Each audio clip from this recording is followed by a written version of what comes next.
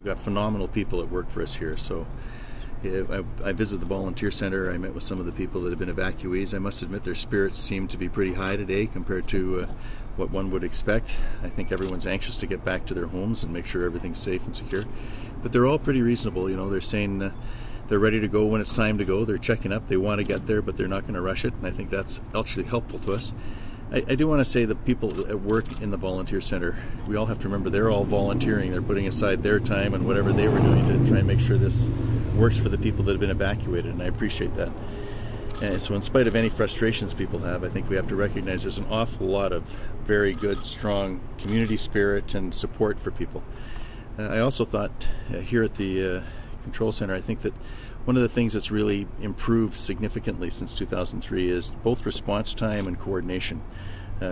Although it always is difficult when there's an emergency to bring all these groups together and make sure they're running in a focused and directed manner, I think that they've done a very good job here. And again, people set aside their normal lives so they can come and do this. They do a very good job for all of us. I think there's first of all, every time we do have an incident like this, we look and we find out what we can learn. But there's 35,000 hectares that have been improved as a result of the interface actions that we've taken. There's $15 million available for local communities. You can't make it happen. People have got to help make it happen. There's still work to be done, and that's why we'll continue to focus on that.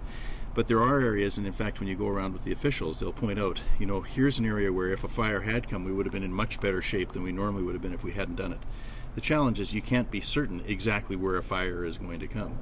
So you have to have the kind of equipment that's necessary. We've upgraded equipment, not just the structural equipment, but the air fleet.